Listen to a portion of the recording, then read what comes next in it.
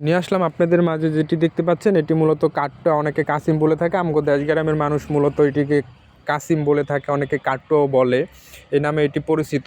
এটি কিন্তু যারা হিন্দু আছে, হিন্দুরা মূলত এটি খায়। আমাদের মুসলমান ধর্মের মানুষগুলো এগুলো কিন্তু খাওয়া দাওয়া করে না।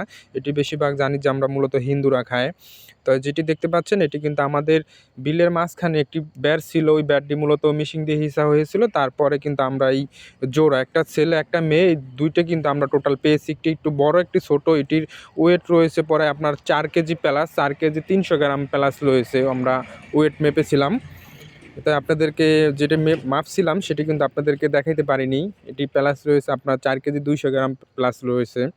আর এই কাসিমগুলো কিন্তু ভালো ওয়েট, ঠিক আছে। এক ভাই উসকে দেখতেছে, অনেকেই দেখার জন্য আসছিল, অনেকেই দেখলো, মানে ভালো সাইজ আর কি, অনেক বড়। দেখতে পাচ্ছেন কিভাবে তাকায় রয়েছে, মানে পুরাই ভয় পাইতেছে, কখনো তো মানুষজন দেখে নাই, তো এই জন্য পুরো আতঙ্কে মূলত আছে।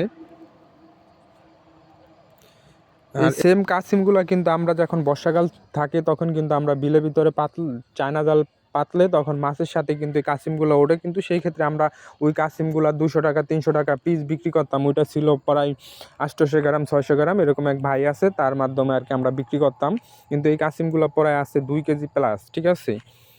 দেখতে পাচ্ছেন আমরা কিন্তু পানি ভিতরে ছেড়ে দিয়েছি, কি সুন্দর হাতর করতেছে। পানি ভিতরে ছাড়ার পরে হাঁটাহাঁটি শুরু করছে। আপনাদের যদি কারো প্রয়োজন হয় তাহলে অবশ্যই স্ক্রিনে দেওয়া নাম্বারে যোগাযোগ করবেন। আর এই কাসিমগুলো মূলত আমাদের কাছে প্রায় 2-3 দিন আমরা রাখবো, তারপরে মূলত আমরা বিক্রি করে ফেলবো, ঠিক আছে।